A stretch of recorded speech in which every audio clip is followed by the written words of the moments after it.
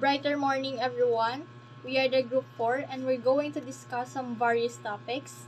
And these topics includes the statistics and dynamics of trade, factor mobility theory, and the effects and relationship between trade and factor mobility. The statistics and dynamic of trades.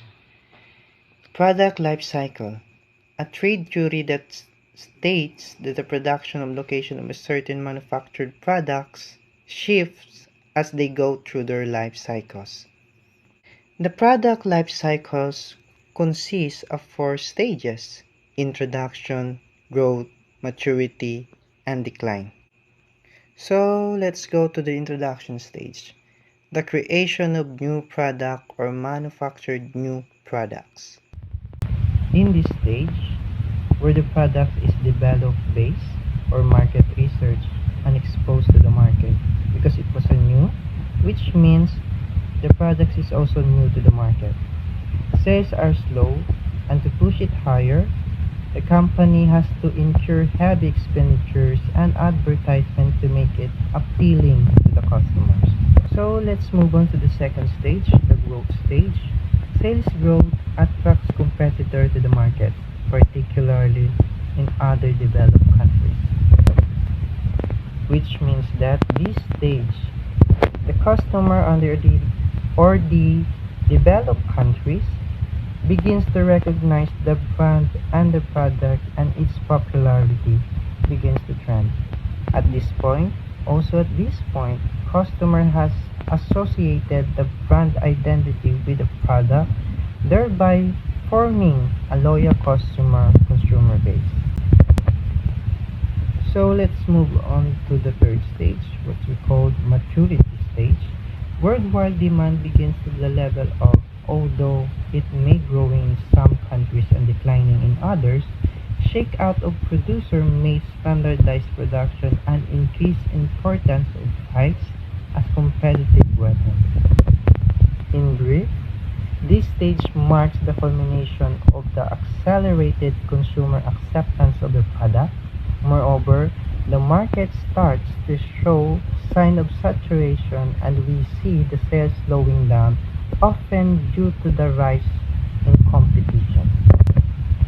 So let's move on to the last stage, the decline stage.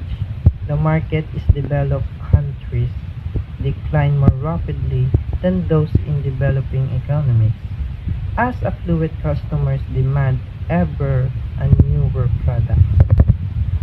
The product life cycles at this stage witnesses a significant decline in sales, product popularity, consumers' demand, and competitors' efforts. Additionally, even though the companies renew their efforts to expand the product lifespan, this eventually decline, unfortunately, in the outmost and almost inevitably.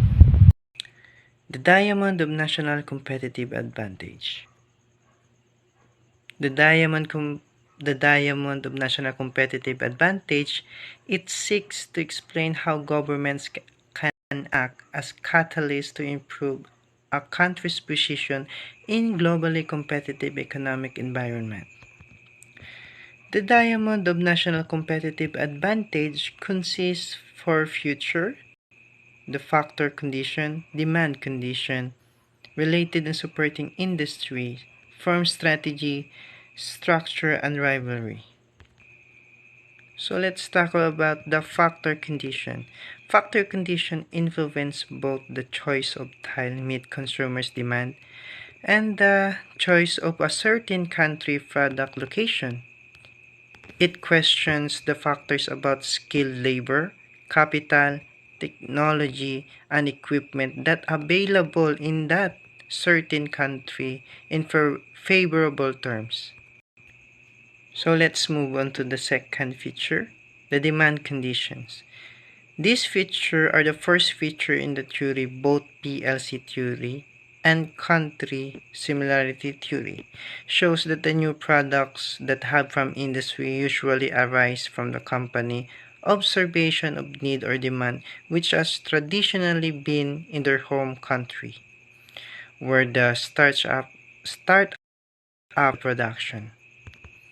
So let's move to the third feature, the related and supporting industry. The related supporting industry was favorable future. For instance, the importance of transfer costs in the theory of country size. Its assumptions of specialization in limiting the factors of PLC theory, which derives its success. For example, the raw material of fabric suppliers in Italy helps to drive the success of million fashion industry. So let's go through to the last feature, the firm strategy, structure, and rivalry. The combination of three features, the demand factors, and the condition factors, and the related supporting industry, influence company decision to initiate production of ceramic tiles from the post-war from the Italy. The ability of companies to develop a certain competitive advantage required a favorable circumstances with a fourth future, firm strategy and structural rivalry. This last feature may lead competition to increase production and the development of technology innovations. The concentration of market power, degree of competition, and availability of rival firms to enter national market are. Factor mobility theory is a trade theory which focuses on why production factors move, the effects of that movement on transforming factor endowments, and the impact of international factor mobility, especially people, on the world trade. It also analyzes how these movements impact economic outcomes, including resources allocation, wages, differentials, and overall economic growth. It also explores policy and implications, as governments may implement measures to promote or restrict factor mobility to achieve a specific economic objective. Why do production factors move? Capital is one of the reasons why do production factors move, because it deals with the movement of financial resources and investments across the border or across the countries. Short-term capital is more mobile than long-term capital because it involves relatively smaller financial commitments and short-term time horizon, making it easier to shift rapidly, responds to changing market conditions. It is also easy to liquidate some assets. Short-term capital is also easy to liquidate some assets than long-term capital. Political and economic conditions affects investors' perception of risk and where they prefer to put their capital. At the same time, companies invest abroad for the long term to tap markets and improve quality and lower cost operations. But ang mga businesses wala sila ga tap or ga-invest sa long-term capital, unlike sa mga companies.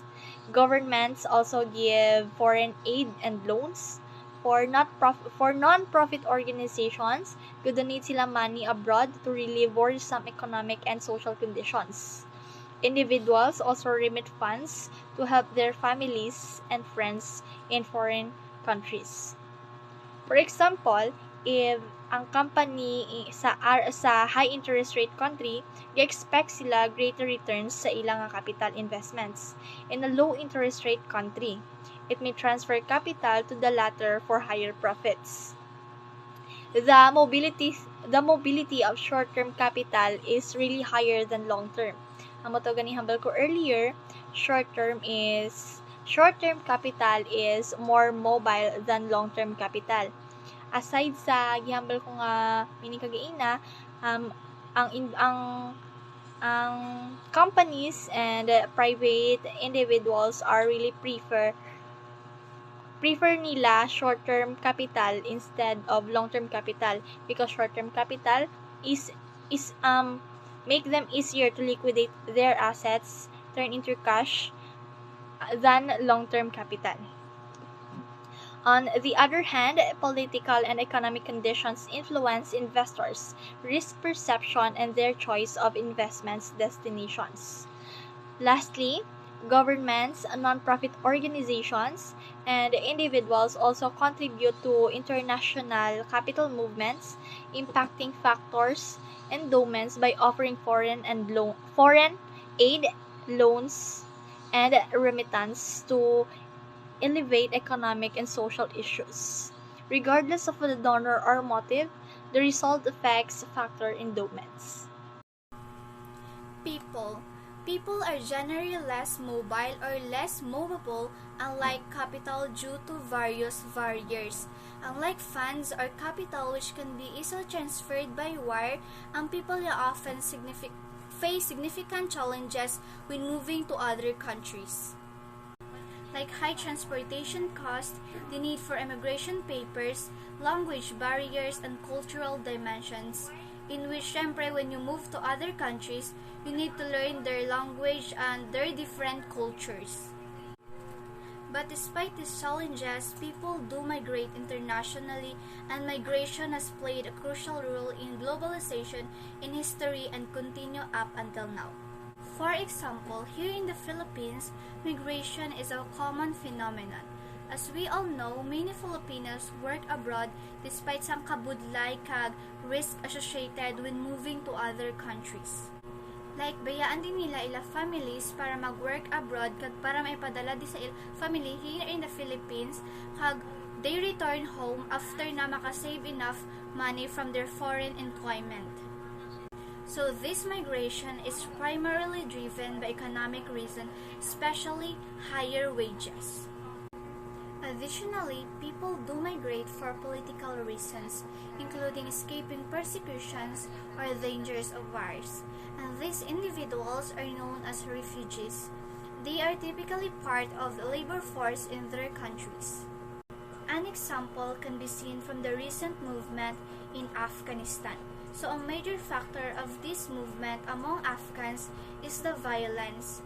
Afghans have either been displaced internally or have fled the country primarily to Pakistan, where they have faced uncertain political situation. I will be discussing the relationship between trade and factor mobility, the effect of outward migration, the relationship substitution, and the relationship complementary. The effect of outward migration. As you can see on the slide, the effect of outward migration has a positive and negative impact to a country. So for the positive impact, when people migrated in another country, they might send money back to their home country, and this money is called remittances. Also, that people who migrated abroad for a work, might learn something new things and bring these ideas back to their home countries to start a business. Or may not, their family may start a business using his or her remittances and the ideas he gained from that country. However, it has a negative impact when people migrated abroad or skilled people and professional migrated abroad for a greener pasture or opportunities. It can be a loss to the country. It can be because it can lose to its productive resources, resulting to a brain drain. Next is the relationship substitution. The relationship substitution involves the movement of resources like labor and capital based on the abundance and scarcity in those countries. So the first is factor proportions varying among countries. This means that countries has varying amounts of resources. We can say, for example, we can say that particular countries have more on capital but they are less in labor. Also, that some other countries are more on labor but they are less in capital.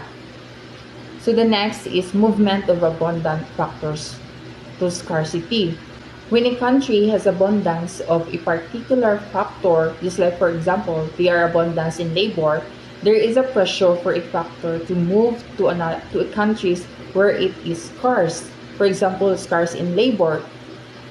This movement happens because the factor can earn a better return in countries where it is scarce. So the next is labor migration, full employment, and higher wages. In countries where there is more labor than available jobs, workers may choose to migrate to countries where there are more job opportunities and higher wages. This is often the case when labor is in short supply in the destination countries. Fourth is the capital movement, investment in machinery and infrastructure. Similarly, capital tends to flow from countries where it is abundant to those where it is scarce. For example, the United States might invest capital in Mexico, where it is relatively scarce.